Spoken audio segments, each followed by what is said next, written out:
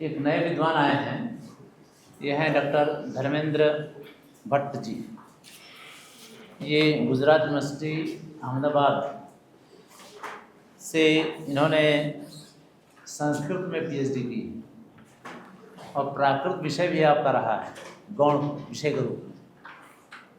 और जिस वर्ष हम वहाँ जुड़े उसी वर्ष में इनका अंतिम वर्ष था, यानी सेकेंड ईयर था एमए का। और तब से ये हमेशा डिग्री कॉलेज में भी रहे और इस समय ये एलडी इंडोलॉजी आप जानते हैं शायद, लाल भाई दलपत भाई भारतीय संस्कृत विद्या मंदिर अहमदाबाद में कार्यरत हैं।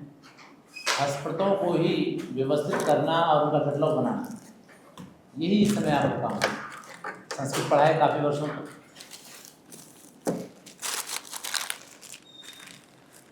इन्होंने कुमुद चंद्रिका टीका जो मेघदूत पर लिखी गई है, जब आप यहीं रहते हैं तो 2:15 बजे आने का क्या मतलब है?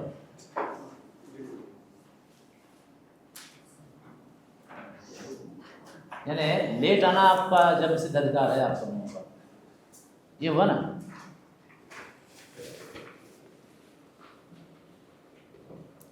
कुमुद चंद्रिका टीका जो कि मेघदूत पर लिखी गई थी, उसका संपादन करके आपने शोध प्रबंध यानी पीएचडी की उपाधि प्राप्त की थी। शारदा लिपि में एक ग्रंथ है, आप जानते हैं, चिरता दुनिया, वो शारदा लिपि में लिखी गई थी, उसका इन्होंने संपादन किया और जिसमें जोन राज की टीका के साथ में उस ग्रंथ का उन्होंने संपादन किया था। और वो NMM national mission for manuscripts जो ऊपर है ना, IGNCA जहाँ आप लोग गए थे, उसी की एक शाखा है, उसके द्वारा वो प्रकाशित है ग्रंथ। और शारदा लिपि एवं ग्रंथ लिपि पर जहाँ कहीं भी कार्यशालाएँ इस तरह की होती हैं, जैसा कि यहाँ हो रही है, उन सभी कार्यशालाओं में अधिकांश में ये जाते हैं, वहाँ शारदा लिपि पढ़ाते हैं और ग्रंथ लिपि पढ़ाते हैं। और देवनागरी तो है ही, लेकिन ग्रंथ लिपि और शारदा लिपि पढ़ाते हैं। अब तक आप लोग ब्राह्मी लिपि और शारदा लिपि और देवनागरी 3 लिपियाँ पढ़े हैं। आज आप लोगों को एक नई लिपि से परिचय होगा और वो है ग्रंथ लिपि, जिसको भट्ट जी पढ़ाएंगे। ठीक है, इसी परिचय के साथ इस यहाँ पार्श्वनाथ विद्यापीठ में आपका सम्मान किया जाता है। रेखा जी यहाँ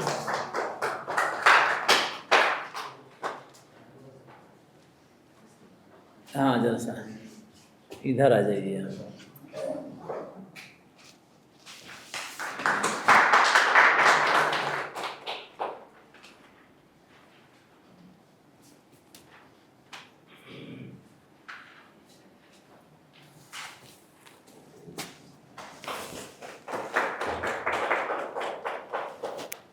नमस्कार। ठीक है, तो इसके बाद आप चलें। अच्छा, ठीक है।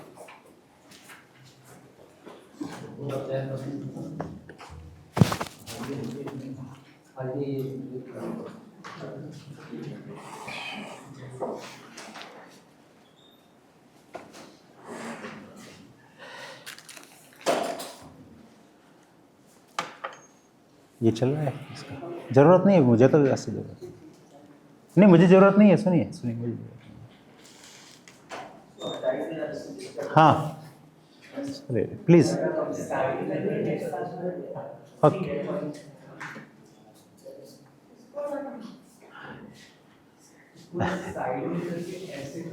सुनिए, शायद इसका कनेक्शन है इसके साथ। हाँ, तो फिर इसको बोल रहे हैं थोड़ा।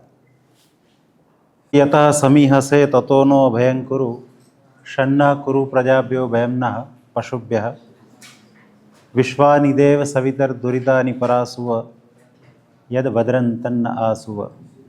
नमस्कार, मैं आप लोगों के बीच आया हूँ। मेरे लिए ये परम हर्ष का विषय है। 2007 से मेरा जो कार्य शुरू हुआ था यहीं पास में ही BHU में सबसे पहला मेरा वर्कशॉप था एज अ रिसोर्स पर्सन, और 18 साल के बाद यहाँ बनारस में फिर से आना हुआ है। वैसे इतने वर्षों की कार्यशाला का जो मेरा अनुभव है, मैं व्याख्यान बहुत कम देता हूँ क्योंकि मेरा काम व्याख्यान का है ही नहीं। मेरा कार्य है कि आपके पास आऊँ, मैं यहाँ पर भी लिखूँ, आपसे भी लिखवाऊँ, प्रैक्टिस करें और हम साथ में एक लिपि के विषय में जानकारी प्राप्त करें। मैं भी विद्यार्थी ही हूँ, आज भी बहुत सारे ऐसे वर्ण आते हैं, पढ़ाने के इतने वर्षों के बाद भी बहुत सारे ऐसे वर्ण आ जाते हैं जो पकड़ लेते हैं, गला पकड़ लेते हैं कि भाई अभी आगे बढ़ो। तो ऐसी स्थिति हर किसी जो भी लिपि का कार्य करता है उनकी रहती है। तो मैं आपके सामने जिस लिपि के विषय में बात करना चाहता हूँ, उससे पहले मैं आपसे एक प्रश्न पूछना चाहूँगा कि आप लोगों में से ग्रंथा स्क्रिप्ट इससे पहले कितने लोगों ने पढ़ी है? हैं? हाँ, नहीं मतलब ग्रंथा स्क्रिप्ट का इस प्रकार का कोई वर्कशॉप किया हो या ग्रंथ आप अपने तरीके से पढ़ी हो, कितने हैं? वर्णमाला का परिचय, इन शॉर्ट वर्णमाला का परिचय हो, ऐसे आप में से कोई है? ओके, मैं इस प्रकार से आके मैं अपनी बात रख सकता हूँ, इसलिए मैंने पूछा। मैंने इसलिए पूछा क्योंकि कई बार क्या होता है कि आज के समय में हमारे पास इंटरनेट के माध्यम से बहुत सारा लिटरेचर अवेलेबल है। तो कई बार ऐसा होता है कि या तो आपने किसी से पढ़ा है अथवा इंटरनेट से आपने सारा वर्णमाला वगैरह एकत्रित कर लिया है। तो ये हो सकता है कि थोड़ा बहुत इसमें चेंजेस रहता हो। तो ये एक तो बात है। दूसरा कि जो मैं लिखवा रहा हूँ, जो मैं यहाँ पर लिखूँगा और आपसे भी प्रैक्टिस करवाऊँगा, वो ज्ञान मुझे डॉक्टर S जगन्नाथ साहेब, जो कि साउथ से थे और दिल्ली में NMM में 2005 में उनसे हमने ये ग्रंथा स्क्रिप्ट तैयार की थी, और उन्होंने जो ज्ञान दिया था आज भी उसी को हम आधार बनाते, जो भी उस समय के थे। और ये सब आधार है, आगे बढ़ने के लिए ये सिर्फ आधार है। कोई भी स्क्रिप्ट हो, कभी भी टीचर फाइनल नहीं होते कि इन्होंने कह दिया मतलब ये आगे ऐसा, इसमें कोई चेंज नहीं होगा, ऐसा कभी नहीं होगा। क्योंकि मैंने 2 लिपियाँ, एक शारदा लिपि ग्रंथ का अलावा वो जब तैयार की तो हमारे गंजू साहब डॉक्टर TN गंजू, जो कि कश्मीर के श्रीनगर के थे, आज नहीं है वो इतने मेहनत से उन्होंने शारदा लिपि तैयार करके हम उस समय NMM के वर्कशॉप के जरिए उन्होंने भारत में उसकी जो ज्योत जगाई थी कि भाई ये शारदा लिपि क्या स्वरूप है। तो उसमें भी बहुत वेरिएशन बाद में हमें देखने को मिले, लेकिन उसको हमने आधार बनाया था। इसलिए ये मैं सब कह रहा हूँ कि इसको आधार बनाना है, तैयार करना है। लिखने के लिए बहुत ही अच्छे से इसको तैयार कर देना है। किसी भी लिपि को अगर अच्छे से सीखना है तो सबसे पहले लिखना आना चाहिए। जितना अच्छे से लिखेंगे उसके बाद उसके साथ इतना ही अच्छा परिचय हो जाएगा, और परिचय के बाद आप उसको कभी नहीं भूलेंगे। और आगे जब भी मनसब आपके सामने आएगी, क्योंकि ग्रंथा स्क्रिप्ट जो है उसके बारे में मैं बात कर रहा हूँ, वो बहुत जगह आपको उपलब्ध हो जाएगी। तो ये थोड़ा परिचय पहले का पूर्वारंग था। अच्छा, ग्रंथा स्क्रिप्ट के बारे में मैं इतना कहूँगा, बहुत ज़्यादा इसके लिए भी कोई इतिहास नहीं हम देखेंगे। इतिहास में इतना ही है कि लेखन का आरंभ तो बहुत वर्षों पहले हो चुका था, और उसके जो एविडेंस मिल रहे हैं वो भी लगभग जो हड़प्पियन संस्कृति में, यानी ईसा पूर्व 2600 से लेकर के ईसा पूर्व 1800 तक का जो हमारा सिंधु सभ्यता का जो भी मिला है, हमें अवशेष जो मिले हैं, उन एविडेंस में लेखन के भी अवशेष वहाँ पर है, उसके भी एविडेंस है। लेकिन दुर्भाग्यपूर्ण बात यह है कि आज भी वो श्रद्धेय रूप से उसको डिसाइफर नहीं किया गया है। कोई ये कहे कि भी हाँ यही अंतिम है, कि भी इसमें यही लिखा था, वो सिक्कों के ऊपर, तावीज़ के 3 तरफा तावीज़ के ऊपर जो भी लेटर है, वो लेटर है या नहीं, वो अंक है, संख्या है, वो बहुत लोगों ने उसमें प्रयास किया और ये दावा किया कि भाई ये हमने जो किया है वो श्रद्धेय है, लेकिन अनफॉर्चुनेटली वो श्रद्धेय नहीं है। और उसके बाद एक बहुत बड़ा वैक्यूम आ गया। 1000 साल तक, ईसा पूर्व 900 तक, यानी ईसा पूर्व 1800 से ईसा पूर्व 900 तक लेखन के रूप में हमें कोई एविडेंस नहीं मिलते। और उसके बाद जो कुछ थोड़ा बहुत मिलता है वो सीधा ब्राह्मी लिपि का मिलता है। ईसा पूर्व 900 में, ईसा पूर्व 500 में, ईसा पूर्व 300, यहाँ सारनाथ में भी है। तो वो सब ब्राह्मी का एक स्वरूप, हमें विकसित स्वरूप हमें देखने को मिल गया। तो ब्राह्मी लिपि आज की भारतीय लिपियों की जननी है, ऐसा बहुत लोगों ने विश्वासपूर्वक कहा है कि भी जो ब्राह्मी लिपि है, भारत की जो भारतवर्ष की जितनी भी लिपियां हैं आज की, वो लगभग सभी वो ब्राह्मी लिपि से ही आई है। ये हम सबको ये पता है। लेकिन पहली शताब्दी के समय तक ब्राह्मी के भी 2 स्वरूप विकसित हो चुके थे। उसमें भी एक साउथ का, एक दक्षिण की शैली थी और एक उत्तर की शैली थी। तो जो दक्षिण की शैली थी वही, उसी में आगे चलकर ये सारी तमिल लिपि हो, चाहे ग्रंथ लिपि हो, मलयालम, कन्नड़, तेलुगु, ये सारी जो दक्षिण की जितनी भी लिपियां हैं, ऐसा एक दावा है और बहुत सारे एविडेंस भी मिलते हैं। तो ये हम जिस लिपि को अभी देखने जा रहे हैं, तो हम ये कह सकते हैं कि ब्राह्मी स्क्रिप्ट का ही, ब्राह्मी लिपि का दक्षिण का जो स्वरूप था, उसी के विकसित स्वरूपों में आगे चलकर ये ग्रंथ लिपि आई। दूसरी बात, ये ग्रंथ लिपि जो है वो वास्तव में, जैसे आज भाषाओं के बहुत, भाषा के देखिए समस्या बहुत ज़्यादा है दक्षिण में। हमारी जो हिंदी भाषा में जितने वर्ण उच्चारण किए जाते हैं उतने साउथ में नहीं है। बहुत सारे वर्ण उसमें है ही नहीं। तो संस्कृत के जो ग्रंथ लिखने थे उस वक्त, जो लिपि की आवश्यकता थी, उसमें साउथ की जो लिपियां थी, अब उसमें ग लिखना है, ख लिखना है, कुछ ऐसे वर्ण जो हमारे हिंदी में है, यानी देवनागरी संस्कृत भाषा में है, लेकिन साउथ की भाषाओं में नहीं थे। तो उसके वर्ण भी नहीं मिले, अब वर्ण बनाने पड़े। और इसीलिए ये जो है तमिल की छाया में, तमिल लिपि की छाया में ये ग्रंथा स्क्रिप्ट तैयार हुई है। ग्रंथा स्क्रिप्ट का जो आने का जो है वो तमिल से है। इसलिए जब आप ये देखेंगे तो तमिल स्क्रिप्ट आज की जो है उससे बहुत मिलती जुलती ये आपको स्क्रिप्ट लगेगी, क्योंकि ये ग्रंथ लिखने, संस्कृत ग्रंथ लिखने के लिए इस लिपि का आविष्कार हुआ है।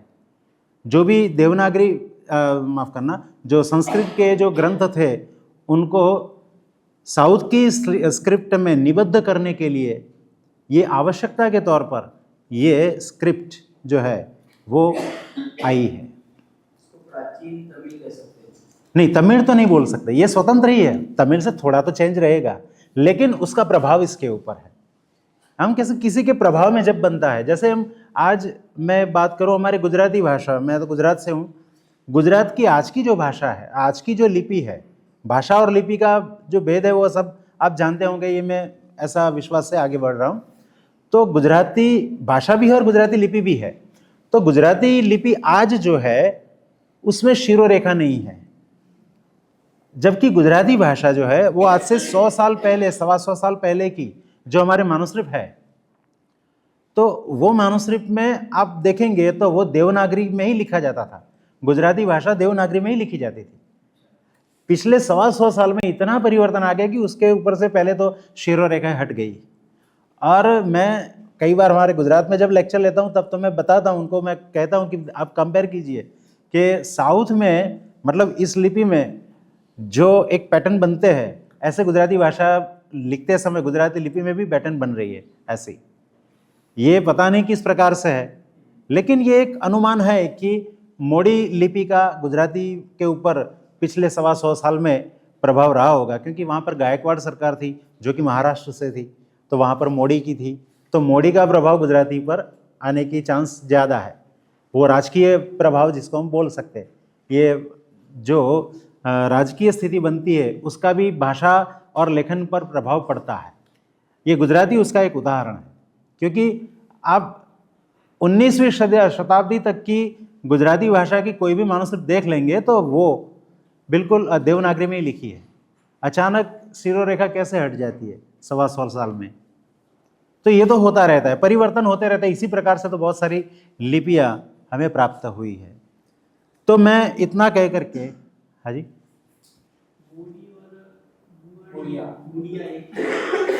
सॉरी दूसरी कौन सी? वो नाम शायद मुझे नहीं पता है, वो मुझे नहीं पता है। मात्राएं नहीं होती। वो बोडिया ऐसे मैंने सुना है कि हमारे वहाँ बोडिया ऐसे सुनते थे, लेकिन ये इसके बारे में मुझे नहीं पता है।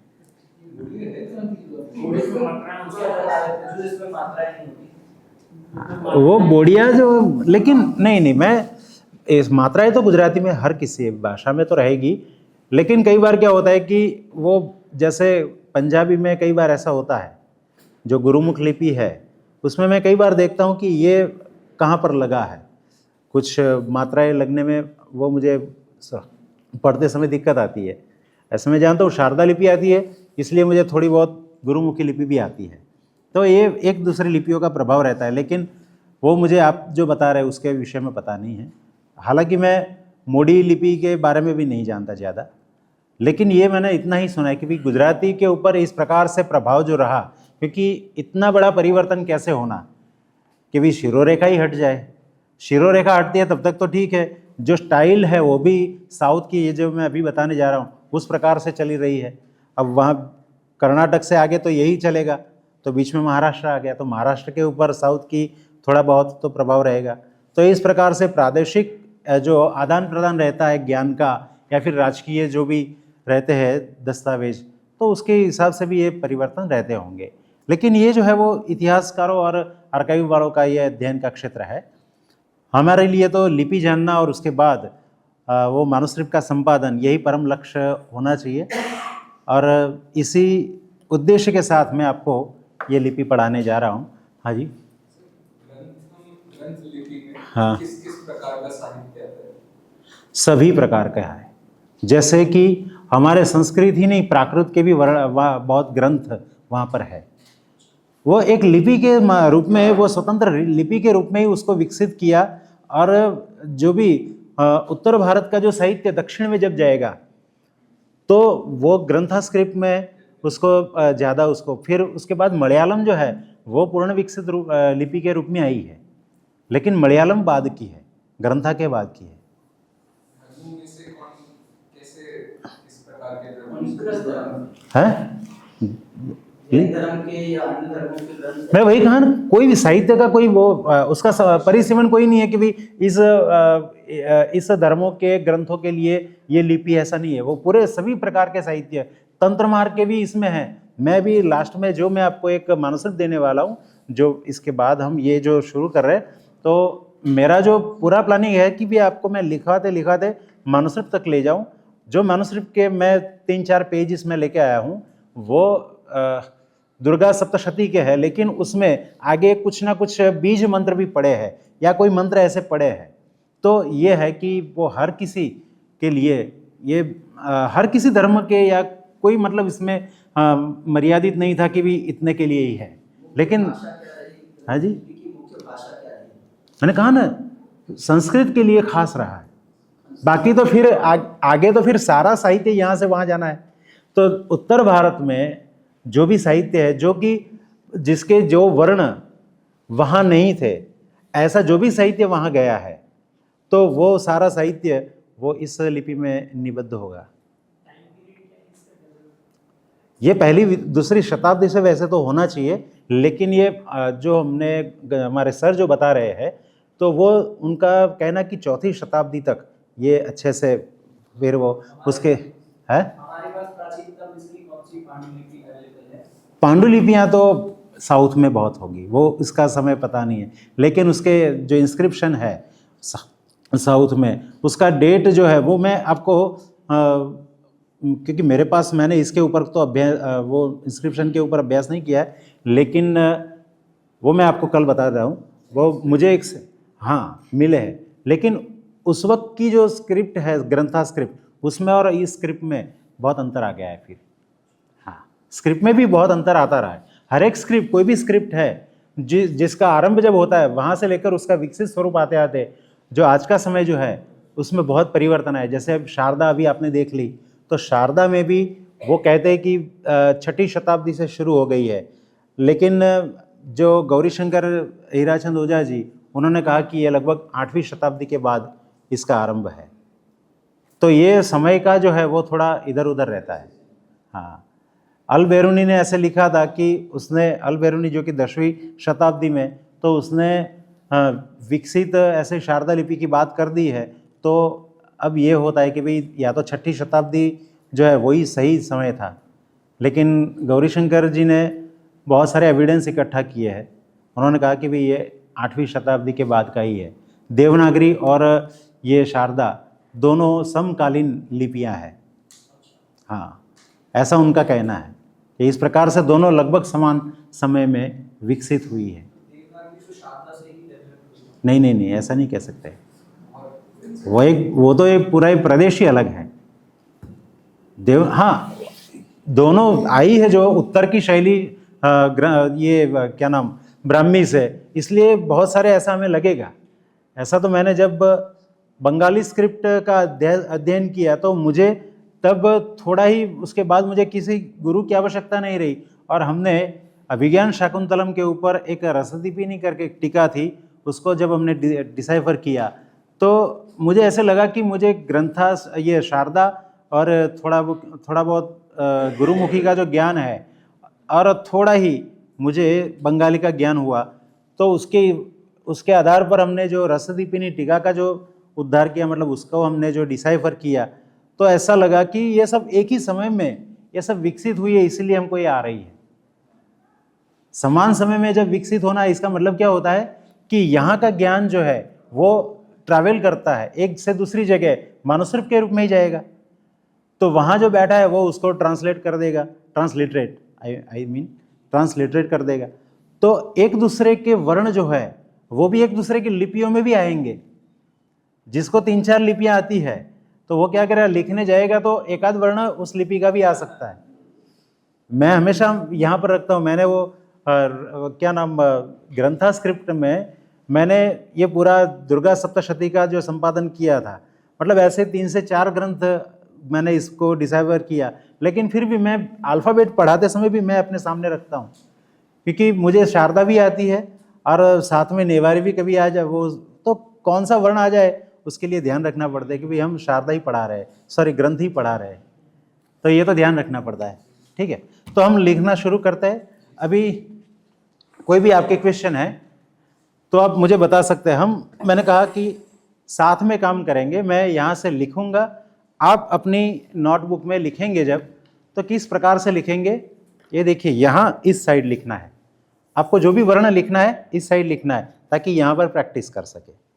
ठीक है, इस प्रकार से आप लिखेंगे, और मैं आपके पास भी आऊँगा कि आप अगर कोई लिखने में कोई समस्या हो रही है तो, और देखने के लिए भी, तो आप इस प्रकार से तैयार रहिए। आपको यहाँ लिखने भी आना है, ठीक है, यहाँ तक के हम प्रैक्टिस करेंगे। तो मैं पहले ही बता चुका हूँ कि ये लिपि जो है हम जो सीख रहे हैं इसको हम आधार बनाएंगे, ठीक है, और अच्छे से इसको पहले लिखना सीख लेंगे, फिर पढ़ना और फिर मानुस्क्रिप्ट पढ़ना। ओके, आपको जो लिखना है वो जगह कितनी है, तो आपकी जो 2 लाइन है जो उसके बीच में ये लिखना है। ठीक है, मैं सबको दिखे इसलिए मैं थोड़ा अक्षर जो है मेरे जो है वो थोड़े मोटे रहेंगे, लेकिन आपको बड़े अक्षर बनाने ऐसा नहीं है। दूसरा, ये चित्रलिपि है तो आपको चित्र की तरह नहीं बनानी है। हाँ, आपको लगेगा भी ये तो अच्छा चित्र बन रहा है, ये चित्रलिपि है, लेकिन आपको चित्र नहीं बनाने, ठीक है। चित्रलिपि के रूप में भी है, आप देखेंगे तो आपको लगेगा कि ये चित्र ही बन रहे हैं। बहुत ही अच्छे से चित्र बनते हैं इसके, मतलब वो वर्णों में चित्रलिपि ज़्यादा है ये। तो हम जो लिख रहे हैं, पहले मैं यहाँ पर बता देता हूँ।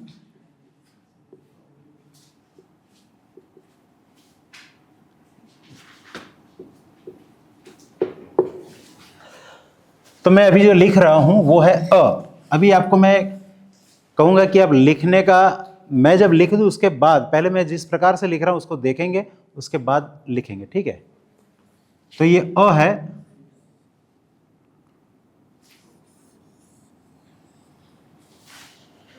ये बन गया अ। फिर से बना रहा हूँ।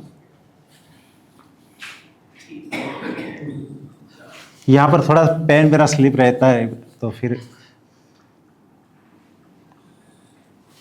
ये एक लाइन बन गई। उसके बाद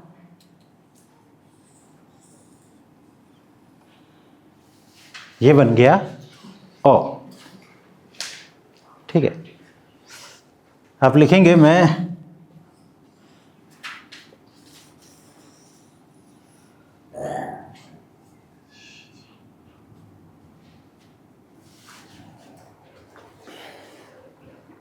सर ये 2 लाइन में पूरा ही आ रहा है ऊपर से नीचे। हाँ वही मैंने कहा, ये छोटे अक्षर है, ये इतने छोटे रहते हैं क्योंकि ये ताड़पत्रीय ग्रंथ हो, ताड़पत्रीय जो होता है फलक, तो ये ग्रंथ ताड़पत्री रहते हैं। तो ताड़पत्र पर बहुत लंबाई ज़्यादा रहती है, चौड़ाई ज़्यादा नहीं रहती, तो जो अक्षर जो है वो भी बहुत छोटे रहेंगे।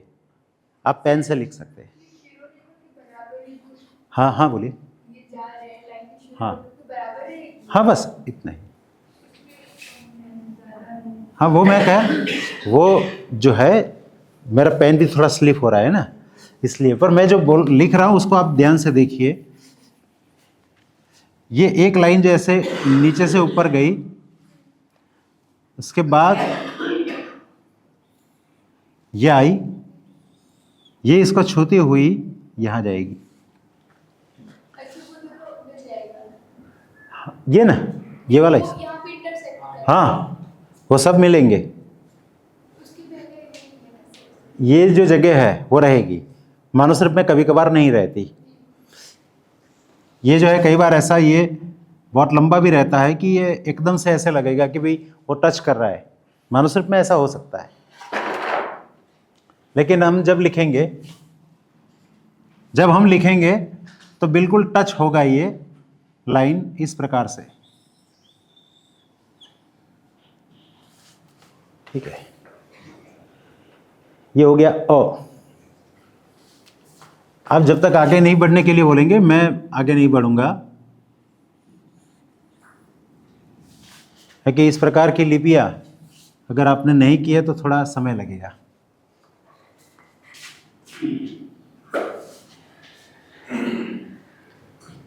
कुछ नया एकदम से स्वरूप दिखा सबको है?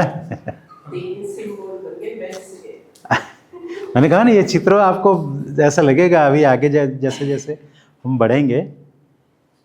ओके है? स्क्रिप्ट अभी पढ़ी है, सबसे इम्पोर्टेंट है। अच्छा तो ये अ लिखने में किसी को समस्या नहीं हो रही है ना? आगे बढ़े। ओके, आप प्रैक्टिस करना, मैंने कहा ना, इसीलिए मैंने लिखने के लिए बताया, क्योंकि हम जब लिखते थे तो आपकी तरह हम भी कैंडिडेट कभी रहते थे, तो बीच में सब लिख देते थे। लेकिन ये एक सिद्धांत मिला कि भाई यहाँ पर लिखे, ताकि यहाँ पर जैसे आप लिखेंगे, पहला वर्ण यहाँ लिखेंगे देवनागरी और उसके बाद, तो ये जो जगह है वो आपको प्रैक्टिस के लिए मिल जाएगी। अभी हमने अ देख लिया, अभी हम देखेंगे आ।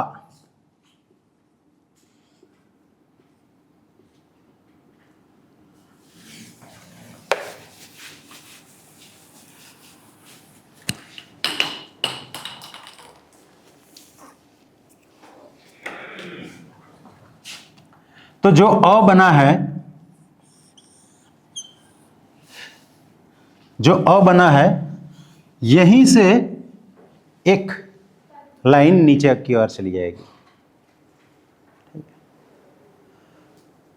ये जो मैं लिख रहा हूं वो आपको मटेरियल मिल जाएगा, लेकिन सारी वर्णमाला बन जाने के बाद, यानी कि हो सकता है कल को आपको मिल जाए, ठीक है। क्योंकि ये थोड़ा क्यूरियोसिटी में क्या रहता है कि जो पढ़ते हैं ना उससे पहले जो नहीं पढ़ा उसको देखने का मन करता है, इसलिए वो बाद में मैं आपको मिल जाएगा, ठीक है। ये हो गया आ। तो जो अ लिखना है उसके बाद इस प्रकार से एक लाइन बनेगी जो आ हो जाएगा, ठीक है। ये जगह थोड़ी रहती है मानुस्क्रिप्ट में, हाँ, और सीधा आपको नहीं बनाना है। कई बार मैं देखता हूं कि जो कॉलेज के बच्चे जो होते हैं वो क्या करते हैं कि अपने तरीके से बनाते हैं, तो अपने तरीके से नहीं बनाना है। जैसे यहाँ पर दिख रहा है, जैसे मैं लिख रहा हूं, मैं आग्रह रखूंगा कि इसी प्रकार से आप भी लिखें, ठीक है। ये हो गया, हाँ, ये टच हो रहा है। ये मैंने कहा पेन थोड़ा स्लिप हो रहा है ना, इसीलिए, लेकिन ये टच हो रहा है। तो ये हो गया आ। अभी हम लिखेंगे ई।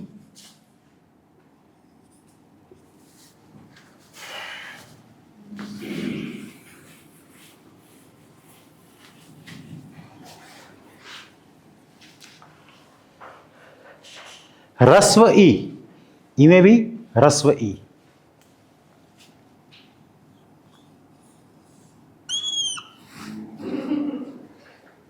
ह्रस्व ई।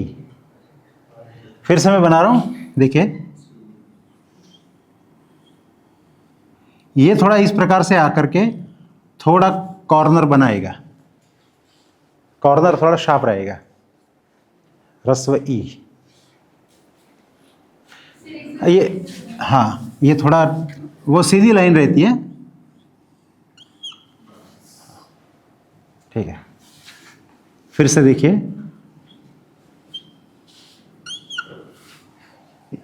मैंने कहा ये दो लाइन के बीच में रहना है। हाँ, आप जब लिखेंगे ना, आपकी जो दो लाइन है लाइन के बीच में ही रहेगा। ये दो लाइन के अंदर आप बड़े अक्षर देख करके बड़े अक्षर ना लिखें।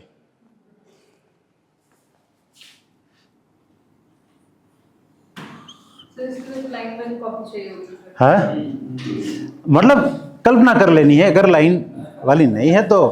पर क्या होता है कि मैंने देखा कि कुछ लोगों के पास वो है, अगर आपके पास नहीं है तो भी चलेगा, लाइन बनाने की जरूरत नहीं है। लेकिन कहने का कि ये बहुत बड़ा विस्तार वाला वर्णन नहीं है, बस इतना ही मैं कह रहा हूं। आप थोड़ा कल्पना कर लीजिए कि भी इतनी लाइन होती है।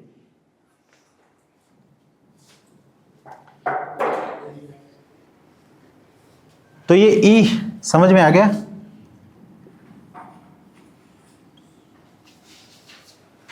ह्रस्व ई।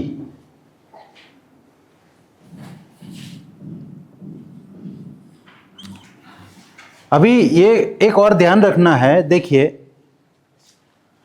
ये जो हिस्सा है इतना, उसको लंबा नहीं करना है, मतलब ऐसे विस्तार नहीं होना चाहिए इसका, ऊपर नीचे बहुत फैला हुआ नहीं होना चाहिए। हाँ, ऐसे ही बहुत सिकुड़ा हो भी नहीं होना चाहिए। क्यों? क्योंकि आगे चलकर कुछ वर्ण अभी इसके समान आएंगे जो इसके साथ समानता रखते हैं, इसलिए, ठीक है।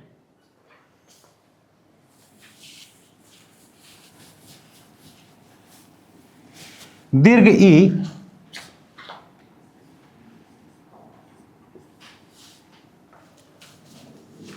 थोड़ा आराम मिलेगा आपको।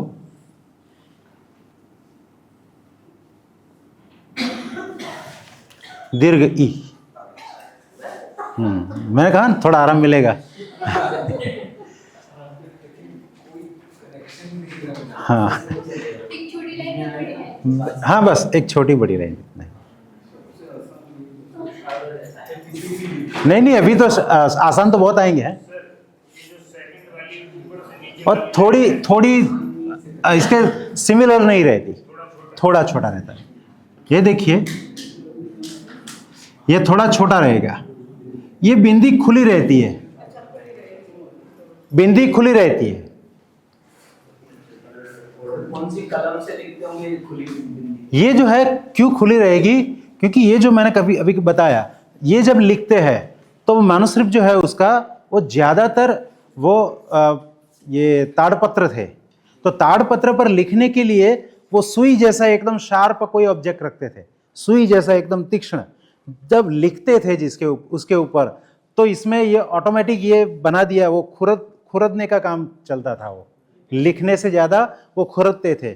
तो उससे क्या हो जाता था, उसके बाद उसके ऊपर या सिंड्रोनियल ऑयल या कोई ऐसे लगा कर जैसे ही लगा देते, तो जहाँ वो इसकी खुदाई हुई है उस पत्र में, वहाँ पर वो जम जाता, तो उससे वो वर्ण ऊपर आ जाता। ये इस प्रकार से ये लिपि लिखी है। नहीं, पर हमारे पास अब तो मतलब लिख सकते हैं, हमें तो पढ़ना है, कलम से अब लिख सकते हैं ना, जैसे मैंने बनाया ना, जैसे हमने बनाया ना, बिल्कुल बनाना है राउंड। हाँ, वो बनाएगा ना, वो भी इतना भी बनाएगा। हाँ हाँ, लेकिन यहाँ पर तो आप देखेंगे मैन्युस्क्रिप्ट में, हाँ इसमें भी हो सकता है कि उसमें फैल गया हो, ऐसा हो सकता है, लेकिन जो बनना हमें जो सिखाया है उसमें वो खुली बिंदी है। जैसे अभी शारदा में आपने देखा, तो शारदा में आपने क्या देखा, ये क्या है और ये क्या है, ये 0 है और ये 1 है ना, दोनों अभी आपने देखा शारदा में। तो कहने का मतलब कि खुली बिंदी और ये जो है, और शारदा में ज्यादातर बिंदियां कोई खुली नहीं रहेगी, भरी रहेगी। क्यों? क्योंकि वहां कलम से जो लिखा जाता था, तो उसमें स्याही में डुबो करके लिखा जाता था, तो वो फैलने वाली है। और यहाँ पर क्या है कि खुरद के वो ऐसे वो जो कहते हैं ना, कागज में नहीं, ये ज्यादातर मैं वही कह रहा हूँ कि ये ताड़पत्र। अच्छा, आपने ताड़पत्र नहीं देखे? हाँ, तो वो जो शारदा वो सॉरी ताड़पत्र जो है, ताड़पत्र थोड़ा थिक रहता है, कागज के अपेक्षा वो थोड़ा थिक रहता है, तो उसमें ये हो सके, लेकिन दोनों ओर लिखा होता है, ऐसा भी नहीं है। मैंने कहा ना कि कलम नहीं, वो सीधा वो देंगे, ऐश लगा देंगे, जो भी उनके पास कोई ना कोई टेक्नोलॉजी रहेगी। नहीं, वही तो उनकी कला थी ना कि वो दोनों ओर लिख सकते थे। वो आपको मिलेगी, आपको जो मिलेगी आज भी मिलती है, बहुत सारी है। ताड़पत्रीय ग्रंथ बहुत सारे पूरे भारत में मिलते हैं, तो वो आपको BHU में भी मिल जाएंगे, BHU में भी है, मैंने खुद देखे ताड़पत्रीय ग्रंथ। तो लिख सकते हैं ऐसा, वो थोड़ा ठीक रहता है। और ये ऐसा भी नहीं कि एकदम से, और जो स्टार्टिंग होता है वो जो लिखेगा प्रैक्टिस करेगा, वो उसमें डैमेज हो सकता है, लेकिन जो मैन्युस्क्रिप्ट मिल रहे हैं वो ऐसा नहीं है कि भाई आर पार निकल गए हो अक्षर, ऐसा नहीं है। फटा होना अलग बात है। हाँ, दोनों साइड मैंने तो देखा है, इसलिए मैं बोल रहा हूँ, काम किया है इसके ऊपर, इसलिए मैं बोल रहा हूँ। लेकिन ये थोड़ा हमें ऐसा लगता है कि ये कैसे, लेकिन ये होता है, संभव है, ऐसा कुछ नहीं है कि भी ऐसा। और ये किया हुआ है, वर्षों तक चला है। और जैसे उसके ऊपर सिंड्रेनियल ऑयल लगाएंगे, वो उसकी जो लाइफ है वो भी बढ़ती जाती है। क्योंकि मैंने ज़्यादातर जो काम देखा वो मेरे लिए तो ओरिएंटल इंस्टीट्यूट बड़ौदा में इसके बहुत सारे मैन्युस्क्रिप्ट हैं।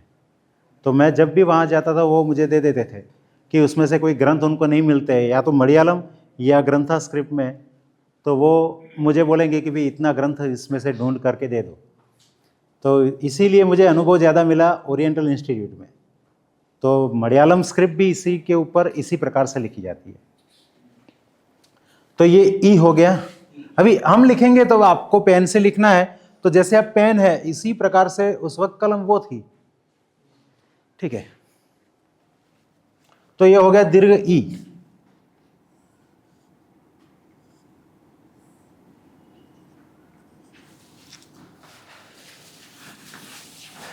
अभी हम लिखेंगे आगे ऊ।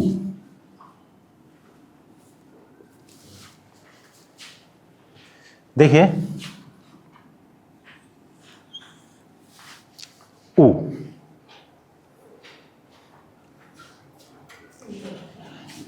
देखिए फिर से ये जो कई बार मैंने कहा ना पेन स्लिप होने का मेरा जो है, तो ये ऊपर से इस प्रकार से नीचे आएगा, बिल्कुल लाइन सीधी जाएगी यहां से मुड़ने के बाद। छोटे बच्चे जल्दी पता किसी से बना देंगे, है ना। तो ये मैंने कहा ना पहले कि ये चित्रलिपि है, इसमें आपको चित्र की संभावनाएं बहुत लगेगी।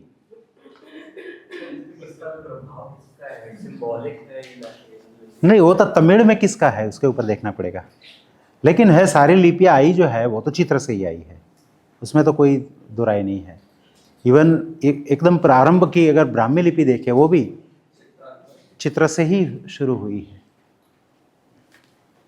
चित्र सबसे पहले थे, चित्र कथाएं थी, उसके बाद उसमें से चित्रों में से तो आगे चलकर वो लिपियां तैयार हुई है। तो ये ऊ बना दिया।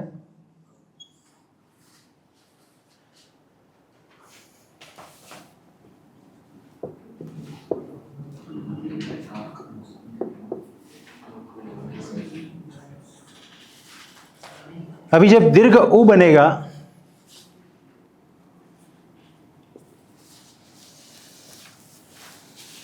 तो हमने जो ऊ बनाया है ये, उसके साथ एक सिंबल और जुड़ेगा,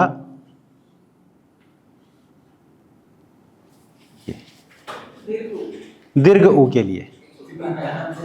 हाँ, थोड़ा दूर है, बहुत ज्यादा नहीं।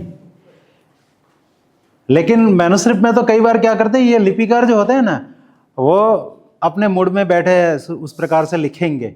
हो सकता है ये आपको इतना बड़ा दिख जाए तो समझ लेना ये दीर्घ ऊ है, क्योंकि वो तो लिख करके चले गए, अब उनको पकड़ नहीं सकते। तो ये हमें याद रखना है, हमें जब प्रैक्टिस करनी है तो यही प्रैक्टिस करनी है कि जैसे ऊ बना दिया,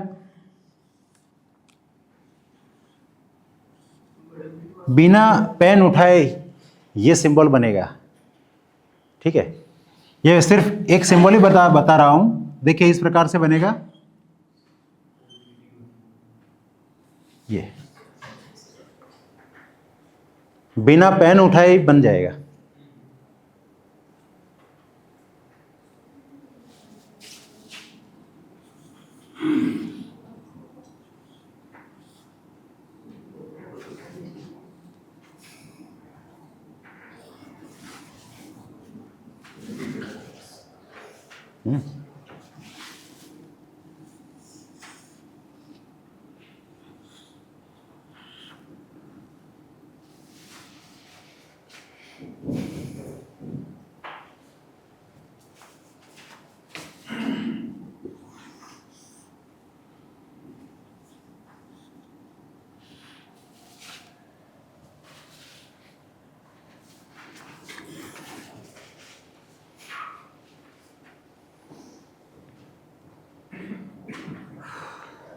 आगे बढ़े।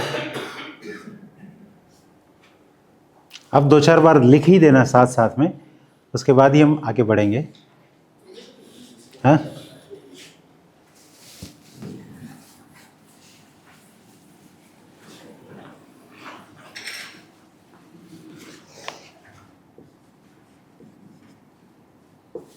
री, हमारे गुजरात में इसका उच्चारण रू होता है, लेकिन मुझे पता है कि वेद मंत्र में ये री ही उच्चारण करते हैं वहाँ पर भी, लेकिन गुजरात के बाहर हर जगह ये री उच्चारण होता है। तो कई बार अगर मेरे मुंह से रू उच्चारण आ जाए तो मुझे क्षमा कर दीजिए, क्योंकि हम उच्चारण में ये रू ही बोलते हैं, इसलिए री ही है, ई ही होना चाहिए, क्योंकि वैदिक नहीं, ऐसा नहीं। वैदिक परंपरा में जो भी वैदिक मंत्र बोलेंगे तो उसमें क्या है उच्चारण, वो हाँ। तो उसमें तो मैंने ये मेरा तर्क इसलिए है क्योंकि वहां पर री आता है, बार बार आता है वहां पर, तो वहां पर क्या है, तो वहां पर री ही उच्चारण होता है। ऋग्वेद ही बोलेंगे, लेकिन ऋग्वेद मान लीजिए कि एक शब्द है, लेकिन मंत्र में जब री आएगा, जैसे कोई एक मंत्र, नहीं मंत्र वेद, एक मिनट,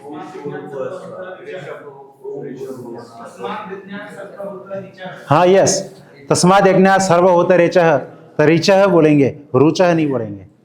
हाँ ठीक है। तो वैदिक प्रोनाउंसिएशन में वो ई का उच्चारण होता है इसके बाद, हालांकि वो स्वतंत्र स्वर है। हाँ हाँ बोले। स्वतंत्र स्वर है तो स्वतंत्र उच्चारण होना चाहिए। तो उच्चारण तो यही है। ये तो हम मानते हैं कि भी ये अलग है। अभी मैं बताऊंगा, अभी एक और वर्ण आ रहा है, पहले हम री देख लेते हैं। री देखिएगा फिर से,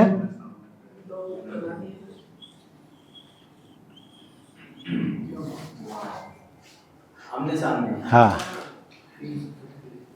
मैंने कहा कि ये है थोड़ा चित्र जैसा ही लगेगा आपको, है? किस भाव में टू मच है लिखने में? और साउथ है ना, दक्षिण है, पूरी परंपरा अलग है। हाँ इसलिए मैंने पूछा ना कि टू मच किस भाव से है। 63 हो गया।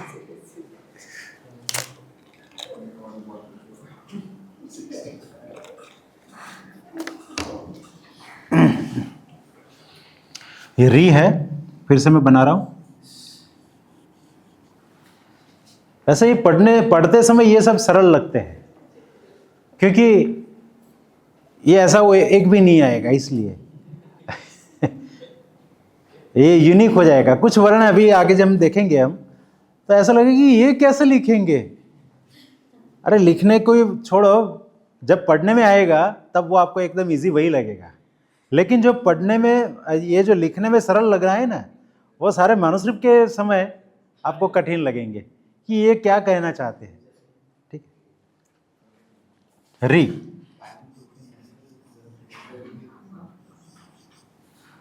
अभी दीर्घ री बनेगा। सर आप तो कह रहे थे इसमें स्वर है ही नहीं, कम स्वर है। किसने? नहीं नहीं नहीं नहीं, ये इसे यहाँ की बात नहीं कर रहा हूँ मैंने वो जो बात बताई वो तमिल भाषा की मैं बात कर रहा हूँ। तमिल भाषा में संस्कृत के सारे वर्ण नहीं हैं। तो अब संस्कृत को तमिल में ले जाना था, वहाँ के विद्वान तो क्या करेंगे लिखने के लिए। संस्कृत की परंपरा हर जगह थी, लेकिन लोकल लैंग्वेज में वो नहीं थे। तो ग्रंथ बनाने के लिए ये कुछ वर्णों का आविर्भाव करना पड़ा, आविष्कार करना पड़ा है। तो इसीलिए तो ये ग्रंथ बनाया, ग्रंथ के लिए लिपि बनाई। ऐसे कितने समय के बाद में नए बनाए? ये पहली शताब्दी से, मतलब चौथी शताब्दी तक इसका स्वरूप आ गया था। हाँ वही उन्होंने पूछा, मैंने कहा एक इंस्क्रिप्शन का टाइम मैं बताऊंगा।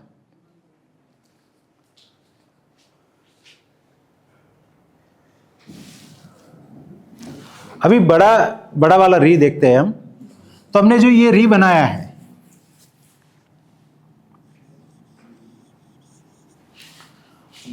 तो यहीं पर देखिए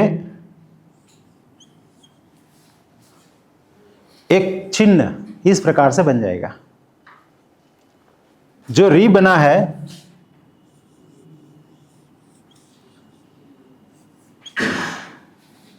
उसी में ये चिन्ह बन जाएगा। नहीं नहीं, थोड़ा दूर, एकदम टच नहीं होगा, थोड़ा दूर रहेगा। है जी?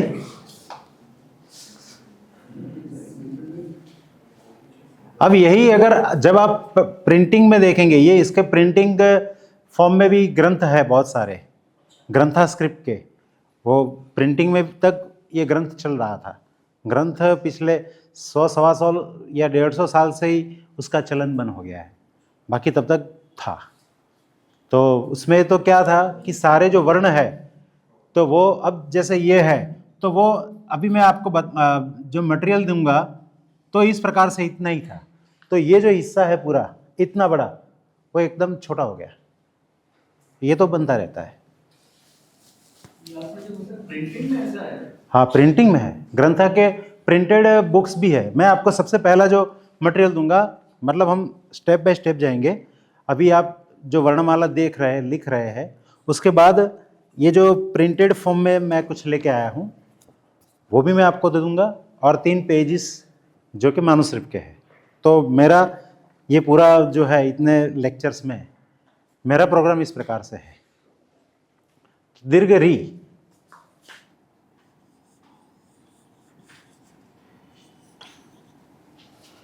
अभी एक री एक स्वतंत्र वर्ण था, स्वर, वर्ण मतलब स्वतंत्र स्वर, ली, जो कि वेद काल में था। वेद काल में स्वतंत्र वर्ण के रूप में, स्वतंत्र स्वर के रूप में ली रहता था। ये ल प्लस रे नहीं है। जैसे हम हृदय बोलते हैं तो ह प्लस री है, पृच्छा बोलते हैं तो प प्लस री है, ऐसा नहीं है। पर यह स्वतंत्र स्वर था, तो ये ली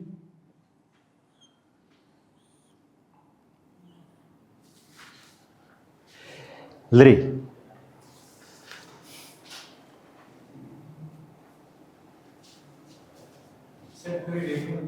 है जी। मैं फिर से बना दूं।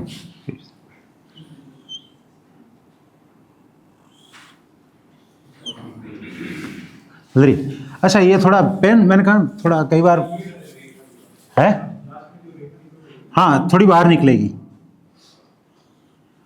ये पेन उठा करके आप इस प्रकार से बनाएंगे। क्लास में इसमें रेखा की बात हुई है। हाँ क्या? हाँ रेखा सही तो अर्थ मतलब दो अलग अलग वर्ण के। लेकिन ये है कि यहाँ मैं एक बार पढ़ा रहा था, ऐसे ही लिख रहा था, फिर मैं आता हूँ बीच में, आप लोगों के बीच में भी मैं तो आता रहता हूँ। तो एक लड़के ने हर किसी में शिरोरेखा बनाई थी अपने तरीके से। उसको लगा कि शायद सर भूल गए होंगे, तो उसने अपने तरीके से हर किसी में शिरोरेखा बना दी थी। जैसे मैंने अभी कहा ना कि 2 लाइन के बीच में लिखना है, तो उसका भी वही था, ब्लैंक पेपर ही था, तो उसने हर किसी में शिरोरेखा बना। बोला ये क्या किया है? नहीं आपने तो प्रश्न कर ही दिया। हाँ जी,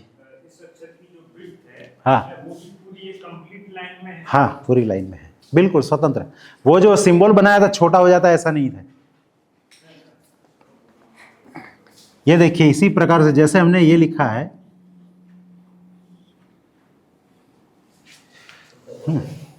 छोटा बनेगा ऐसा नहीं है। ये जो है ना, ये तो इसके साथ इसका एक हिस्सा है। ये आपको थोड़ा इसके साथ मिलता है, इसलिए आपको ये शायद क्वेश्चन हो।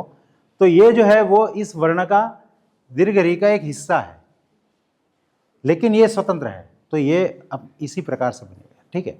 तो अभी तक जो मैंने लिखवाया है वो आप लिखेंगे, मैं आपके बीच में आऊँगा, आपको जरा क्या आप लिख रहे हैं वो मैं देखूंगा, फिर आगे वर्ण लिखते हैं। आप थोड़ा प्रैक्टिस अ से लेकर री तक की प्रैक्टिस कीजिए। ये जो है हाँ नीचे तो फिर वो लाइन क्रॉस नहीं हो जाएगी सर? हाँ? लाइन क्रॉस हाँ भले ही, वो आपको वर्ण लाइन के बीच में ही रखना है। अच्छा। मैं आऊँगा यही आऊँगा, बैठिए प्लीज़ प्लीज़ प्लीज़, आप प्रैक्टिस करते ही रहिए। हाँ ये इसको थोड़ा छोटा बनाइए, ठीक है, बीच में ऐसा लिखना। हाँ हाँ ये बहुत इतना बड़ा नहीं है। अच्छा, बाकी सब चल रहा है।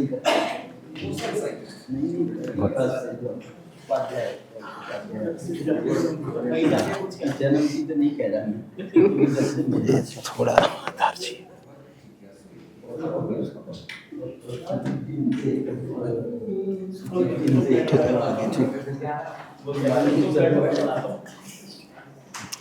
इसका स्वरूप जो है ये आपने ठीक सही बनाया है।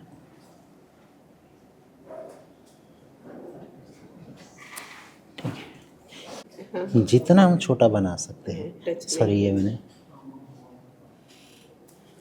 बाकी ऐसा है जैसे री है तो ये इसका हिस्सा इतना तो थोड़ा नीचे जाएगा ही।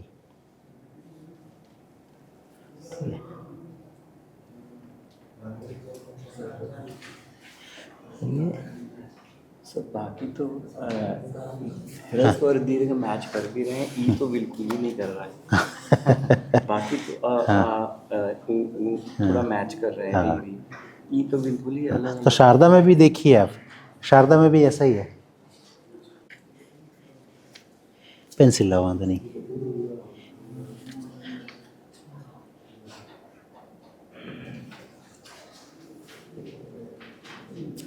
ठीक है, हाँ थोड़ा छोटा, बाकी सब ठीक है। ये आपने बनाया बढ़िया है, पर थोड़ा बाहर निकलता है, थोड़ा बाहर निकलता है। अच्छा ये जो है ये बिल्कुल नहीं चलेगा, क्यों? क्योंकि ये इसमें इतना हो जाए तो ये 9+10 हो जाएगा। हाँ इसमें देखिए, बहुत छोटा। हाँ वो सीधा यहाँ तक आएगा। नहीं नहीं, वो आप इसको सुनिए, ठीक है। ये चीज़ थोड़ी छोटी है। हाँ हाँ सर ये बाकी ठीक है। हाँ हाँ, ये सब और लंबा नहीं है। और ये जो है वो नहीं रहेगा, ये देखिएगा थोड़ा, ठीक है, ये नहीं रहेगा, इसको आप हटा ही दीजिए। हाँ। बाकी तो प्रैक्टिस से आता रहेगा, बाकी से प्रैक्टिस से आता रहेगा, लेकिन प्रैक्टिस कीजिएगा। देखिए मैं आपके पास, सभी के पास आऊँगा। चौड़ा बनना चाहिए। हाँ सॉरी, ये मैंने नहीं, चौड़ा मतलब जी, ये इस प्रकार से बनेगा। इसको छोटा भी बना सकते हैं, ठीक है। ये जो है ये 9+10 हो जाता है। ये थोड़ा एक लाइन यहाँ आ जाए ना तो ये 9+10 हो जाएगा। तो इसको ये इसमें क्या मिस्टेक है? नहीं ये देखिए, ये मैंने दोनों आपके सामने लिखे। जी, मैं फिर से लिख रहा हूँ, उसको देखिए। इसको हम लिखेंगे, यहाँ पर कर दिया, फिर यहाँ से सीधा नीचे है। जाना हाँ, चाहिए। इसको सीधा शार्प करके नहीं, ऐसे मोड़ते हुए। हाँ ठीक है, बाकी सब ठीक चल रहा है। ठीक है सर ये नीचे मैंने बाद में सुधारा। हाँ बस यही। हाँ ये वो जो है उसको देखिए, इसमें सॉरी,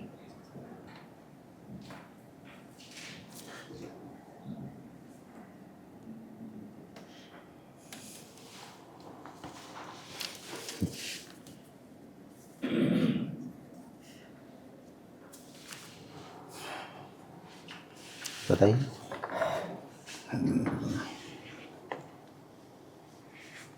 बढ़िया है, बस एक रू थोड़ा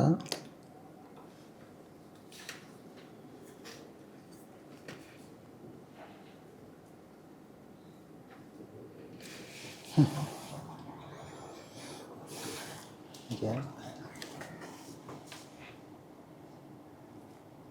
बढ़िया चल रहा है। चलिए मैं वहाँ से जाता हूँ।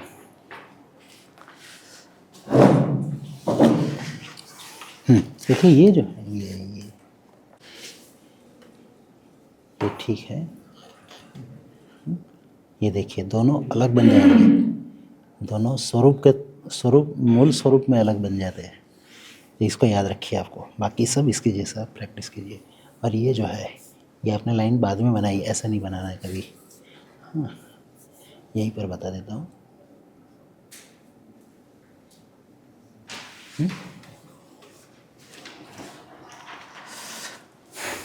एक मिनट है।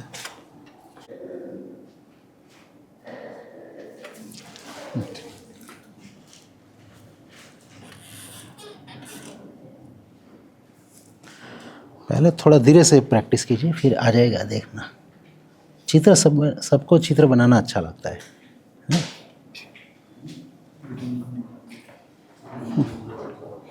इसको भी जरा देख लीजिए।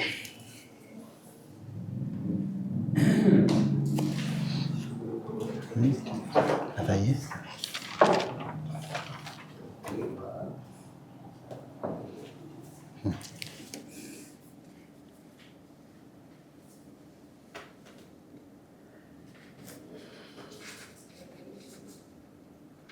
अच्छा इतना खींचना है। नहीं ये जो है ऐसा नहीं, लंबा नहीं। ये नीचे बनाया ये देखिए कितना बनाया मैंने। अब दोनों को कंपेयर कीजिए, ठीक है, बाकी बराबर है। तो प्रैक्टिस कीजिएगा।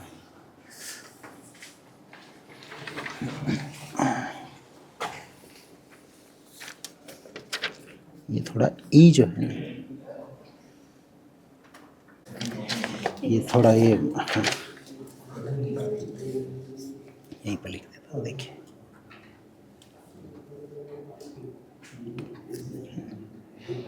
मैंने कहा ना इसको लंबा नहीं खींचना है।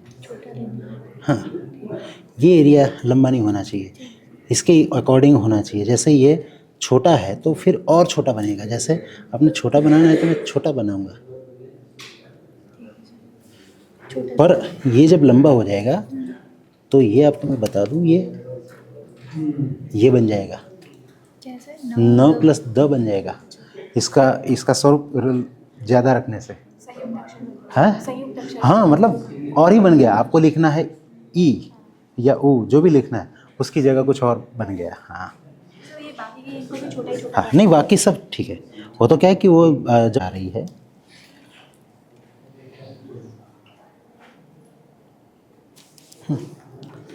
और ये ऊ जो है,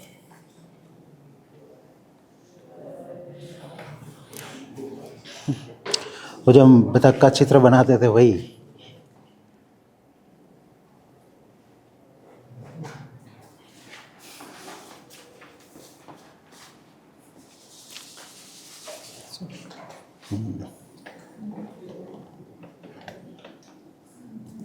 अब इसके साथ में रखेंगे तो या तो आप खुद कंफ्यूज होंगे या फिर मुझे करेंगे। अच्छा, आधे घंटे की स्क्रीन ऑन है। ठीक है, ये जो है, ठीक ठीक हो गया। हाँ इधर पे नीचे रखिए। हाँ, ये जो है वो ज़्यादा करेक्ट करने जैसा ये था। जैसे मैंने अभी या अच्छा, आपने यहाँ से कुछ अलग बनाया, ये अलग बना है, यहाँ से अलग बना है। ये देखिए, इसको जब लिखेंगे ये भी नहीं है, यहाँ पर लिख देता हूँ। ये ठीक।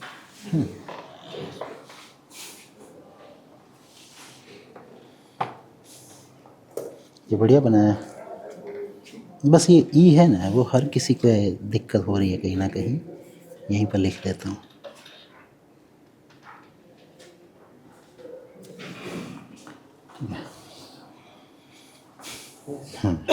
थोड़ा छोटा, बस इतना ही।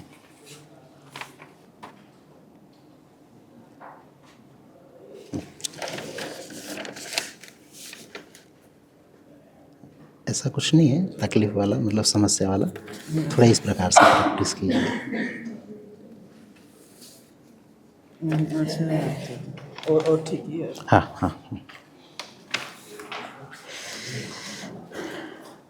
ज़्यादा नहीं, ये दोनों लाइन के बीच में कोई बात नहीं। हाँ, ये बहुत ही गलत हो गया, देखिए।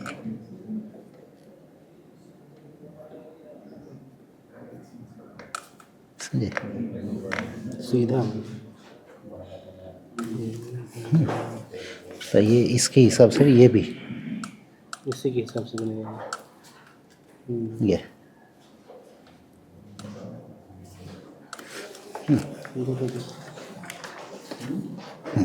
बाकी ये इसको सीधा बनाना है और कुछ नहीं है।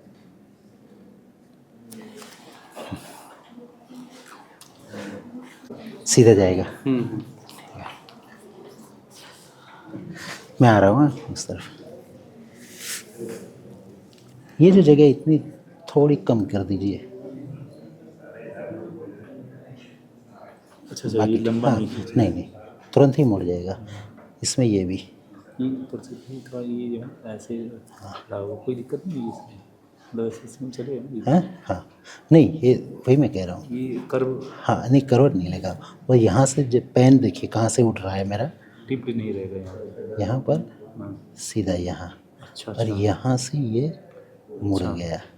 हाँ, ये तो बनाने के लिए बनाया था इसलिए, और आप इसी रहेगा इसी तरह से।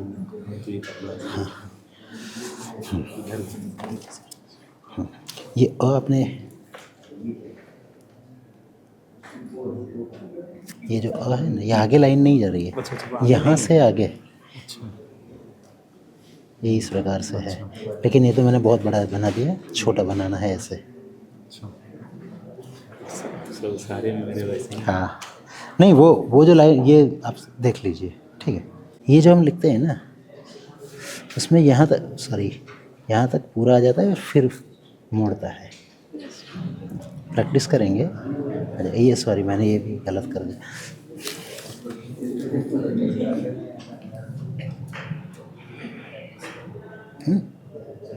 यहाँ से आप शुरू करेंगे ना। Yes sir.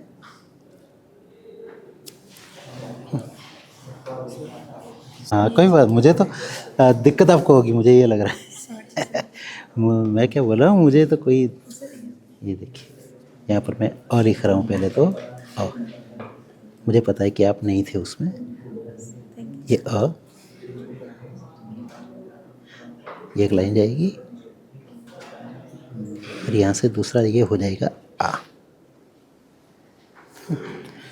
ई में ह्रस्व ई जो है,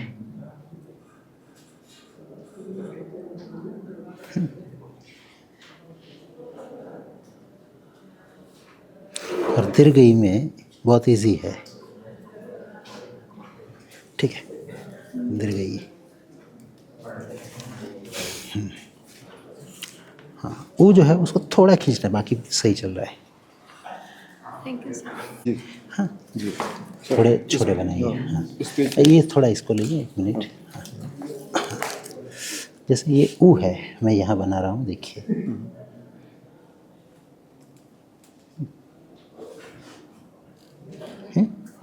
इस प्रकार से प्रैक्टिस कीजिए।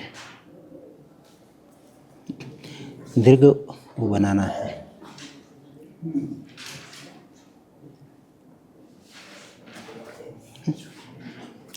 ओ,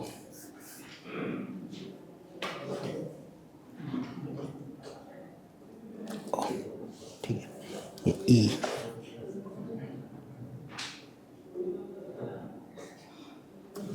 ठीक, बाकी सब चल रहा है। अच्छा, पेंसिल है ये, कोई बात नहीं, मतलब ऐसे नहीं कर देना है, पूरा बनाना है, गोल बनेगा ही। ऐसे गोल बनाना ही है, ठीक है। ओके, ठीक है। और ये ऊ में भी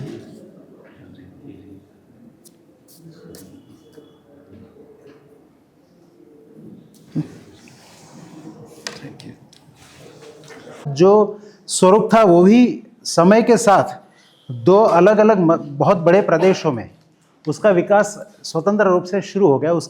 उसमें शैलीगत परिवर्तन आया। शैलीगत परिवर्तन मतलब ब्राह्मी अगर आप रखेंगे तो शुरुआत की, अभी मेरे पास तो एविडेंस नहीं है, ये तो हमारे पास इतिहास का ज्ञान है, एविडेंस नहीं है, लेकिन यही कहा जाता है कि भी दोनों स्वरूप जो है तो दो अलग प्रवाह बहने लगे थे और धीरे धीरे करके एक ऐसे स्वरूप में चला गया जो कि उत्तर की जो आज की जो जितनी भी लिपियां है वो उसमें से विकसित हुई और दक्षिण की जो लिपियां है वो उस ब्राह्मी शैली से विकसित हुई। मतलब ब्राह्मी लिपि जो है उसी में से थोड़ा थोड़ा ऐसा परिवर्तन होने लगा जो साउथ में जो नॉर्थ के अपेक्षा अलग था।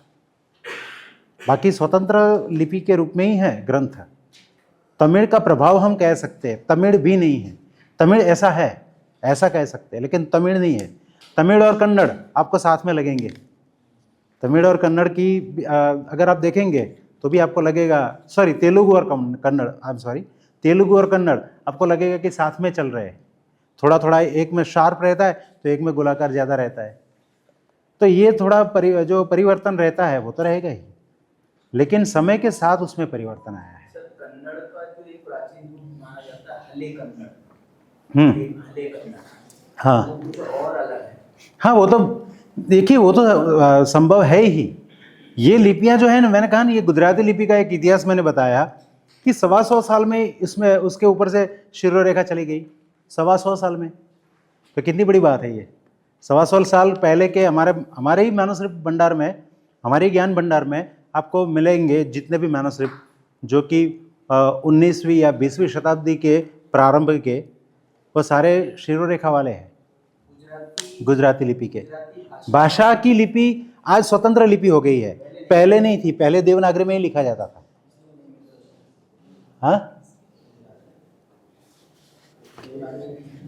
देवनागरी में ही लिखी जाती थी। गुजराती भाषा लिखी जाती थी देवनागरी में। लेकिन आगे चलकर वो लिपि भी उसकी स्वतंत्र बन गई। तो ये परिवर्तन तो होते रहते हैं। तो अभी आगे के वर्ण देखें, कितना समय है हमारे पास? आगे के वर्ण देख सकते हैं? हाँ, नहीं लेक्चर के हिसाब से आप, मुझे तो कोई कितने बजे के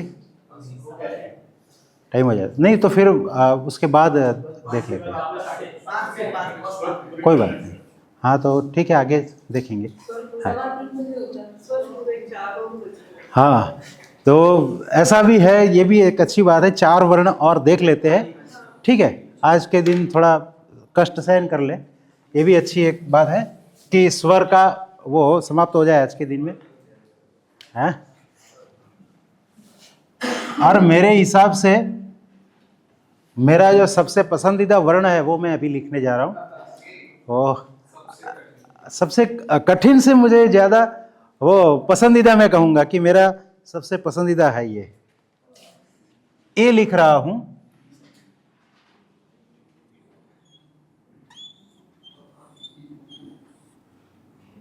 ए।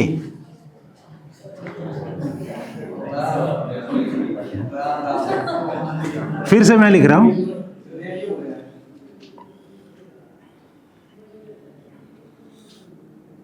यहां से ही पैर वापस आएगा। ये थोड़ा मेरे बोर्ड के हिसाब से थोड़ा स्लिप हो रहा है। आप लोगों को ऐसा नहीं होगा दिक्कत? हाँ, वो जो आप है, हाँ दीर्घ नहीं होता। कोई व्याकरण का है? दीर्घ ली होगा या नहीं होगा ना? तो व्याकरण में नहीं होगा, फिर तो लिपि नहीं आएगी ना। पहले भाषा आएगी फिर लिपि आएगी। नहीं मिल सकती, क्योंकि इसकी मैं बात बताऊं कि व्याकरण के सिद्धांत में ही दीर्घ नहीं है। नहीं, वो क्या मिल रहे हैं? वो ल प्लस दीर्घ री। री स्वतंत्र स्वर के रूप में नहीं है। दीर्घ हो ही नहीं सकता। सर हमको जो अभी शारदा सिखाई हाँ। और हमारा ब्राह्मी सिखाई, उनमें सब में बड़ी री नहीं हो सकती। यही मैं कह रहा हूँ, वही मैं कह रहा हूँ। ये कुछ लोगों ने पता नहीं कैसे बना दिया। सुनिए प्लीज साइलेंस, सुनिए। व्याकरण के भाई जो है वो इसका उत्तर देंगे, वही मैं कह रहा हूं। सुनिए एक 2 मिनट के लिए मैं आपको व्याकरण की मैं बात कर रहा हूं। अ है तो उसके कितने भेद है? 18। ई के कितने हैं? 18। अ बोलने से 18 अ आ जाएगा। इसमें आ गया। आ स्वतंत्र रूप से नहीं होगा, है ना? अ में आ गया ना। ऐसे री बोलने से कितने भेदों का वो ग्रहण होता है?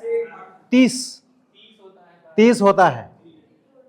हाँ, री और ली दोनों साथ में आ जाते हैं। और इसमें एक सिद्धांत यह है कि ली जो है उसके दीर्घ भेद नहीं है।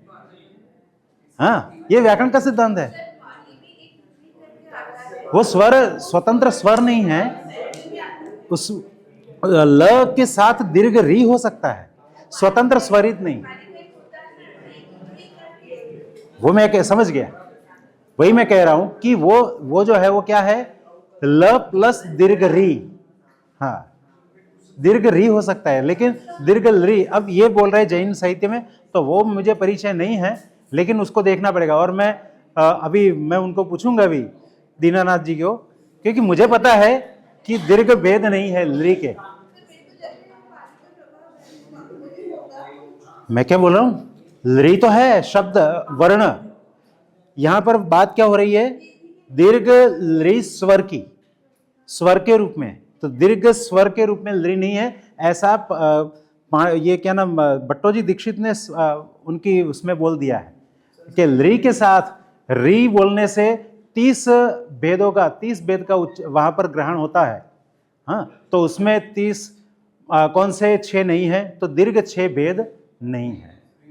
हाँ सर, एक दूसरा परंपरा है हाँ जो 27 स्वर मानती है। हाँ 27 स्वरों में अयोन लिरिक एयम एयौच सबके तीन भेद हैं रस्व दीर्घ। हाँ वो तो है ना, तो फिर तो ली के भी रस्व तो वही मैं कह रहा हूं कि उसी की वृत्ति में ये कहा है, ये प्रयोग में नहीं। हाँ, कि दीर्घ ली नहीं है। सिद्धांत कौमुदी में ही इसी को कहा है। कोई भी एक स्वर है तो उसके तीन भेद ऐसे हो जाएंगे, रस्व दीर्घ प्लुत। हाँ, फिर क्या है उसके पहले तीन कौन से बनेंगे? नहीं, वो तो लास्ट में बनेंगे। उदात्त अनुदात स्वरित, उदात्त अनुदात स्वरित बनेंगे। हाँ, और उसके बाद हाँ निरनुनासिक। सर यही चीज तो री के साथ भी कर सकते हैं ना। री के साथ है, री है, उसमें स्पष्ट री है, स्पष्ट री के लिए है, ली के लिए नहीं है। वहां स्पष्ट लिखा है ली का दीर्घ भेद नहीं है। वो सिद्धांत कौमुदी में है। ये मैं अपनी बात नहीं कर रहा हूं। सिद्धांत कौमुदी का वो सूत्र, कौन सा सूत्र था वो? यस, ठीक है, उसकी वृत्ति में देख लेना। हाँ, वो तो रटनी ही पड़ती है, कौमुदी पढ़नी है तो रटनी ही पड़ती है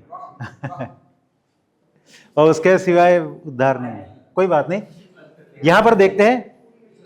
इन शॉर्ट, मैंने तो अभी तक तो मेरे अनुभव में, सुनिए, मेरे अनुभव में स्वतंत्र लरी का ग्रंथ का स्वरूप नहीं देखा है, ना ही शारदा का देखा है।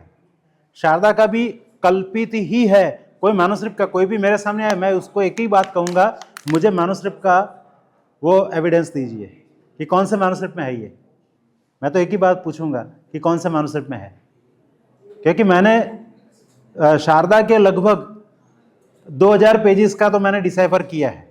2000 पेजेस कम से कम, तो तब तक तो आ ही जाना चाहिए। हाँ, स्वरूप के रीस है ये हिसाब से।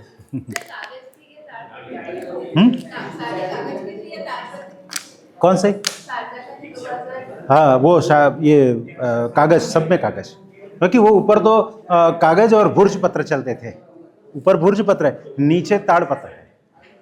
सॉरी, मैं आपको बातों में लगा रहा हूं, सुनिए।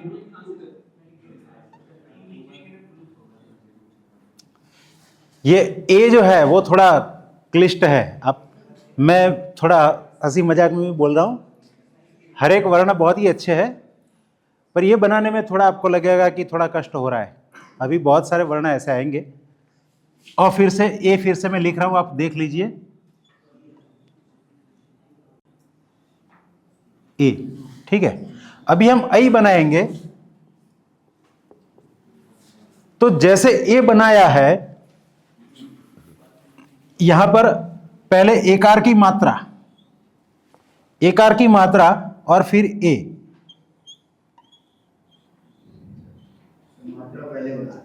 हाँ, साउथ में मात्राएं ऊपर नीचे नहीं लगेगी, आगे पीछे लगेगी। सर ये तो शब्द के बराबर स्पेस ले रहा है। हाँ इसको आपको थोड़ा कॉम्पैक्ट करना है, इसको थोड़ा। सर पहले स्क्रिप्ट जो लिखते थे शासन में, हाँ वो स्पेस को लेके इतना वैल्यूएबल होता था। हाँ, एक जगह को हम लोग बचा के, तो इसीलिए ये देखिए, इसमें साउथ में क्या था, वो ताड़पत्रीय ग्रंथ थे। ताड़पत्र में अगर ऊपर नीचे मात्राएं लगती है तो वो जगह ज्यादा छोड़नी पड़ेगी, पूरी एक लाइन की तरह। जबकि आगे पीछे लगेगा, इसमें मात्राएं आगे पीछे लगेगी, तो क्या है कि बहुत जगह पूरी एक लाइन बच जाएगी। हाँ।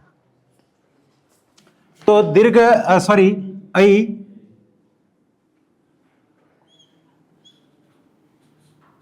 आपकी चर्चा से मुझे इतना तो है कि आप लोगों को इंटरेस्ट लग रहा है इसमें, है? ओ और औ लिख देते हैं।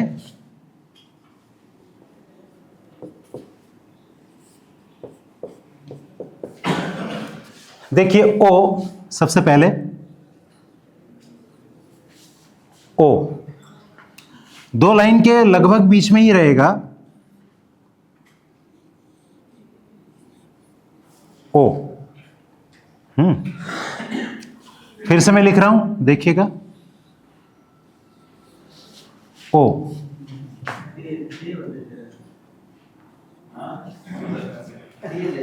है। दे हाँ, मैं हमेशा पढ़ाता हूँ तो स्टूडेंट्स को कहता रहता हूँ कि इसको किसी वर्णांतर से याद न रखे कि ये इसके जैसा लग रहा है, ये इसके जैसा लग रहा है। क्या हो जाता है, ये तो मजाक है, पर अगर कोई गंभीरता से अगर ये रख ले याद, तो उसको दो दो वर्ण याद रखने पड़ेंगे। ये किसके जैसा था, ऐसा करके, क्योंकि याद आना है तो यही आ जाएगा, वो याद आएगा ऐसा जरूरी नहीं है। हाँ, जरूर से, ये कोई जल्दी नहीं करेंगे हम।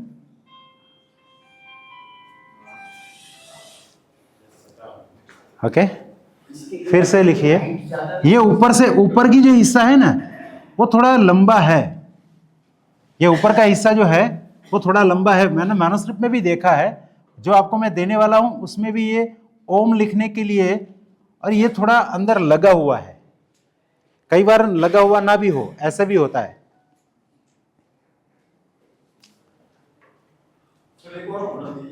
देखिए फिर से, ये एक हो गया हिस्सा, तो यहां से ही, अंदर से ही ये बनेगा।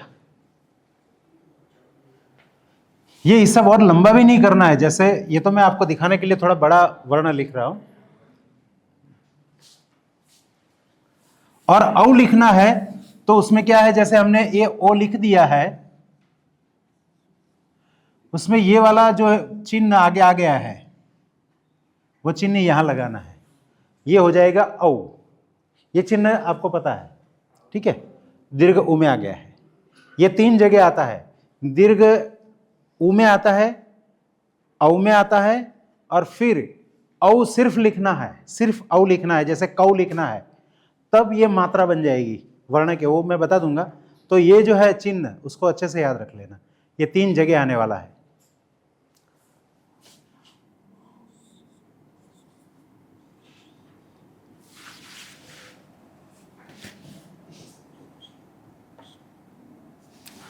ये अम और अह जो है, यानी कि विसर्ग और अनुस्वार, ये पहले अनुस्वार, तो वर्ण के पीछे बिल्कुल इतना, जो हम अनुस्वार क्या करते थे देवनागरी में, क्या करते हैं, जैसे अम लिखना है तो ये ऊपर करते हैं, यहां अ लिखने के बाद, यानी कि कोई भी वर्ण लिखने के बाद एक बिंदी बनेगी खुली हुई। और विसर्ग जो है वो भी हमारे विसर्ग की तरह ही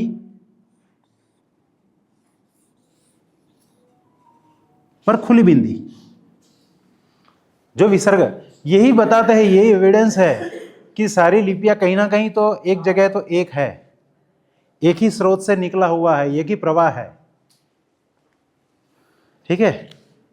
तो यहां तक आपका स्वर का कार्य जो हुआ है, तो आप प्रैक्टिस कीजिए। देखते हैं फिर किन का लेक्चर है। अगर आज नहीं रहा तो कल, हाँ, वो पता नहीं आगे क्या, क्योंकि आज वो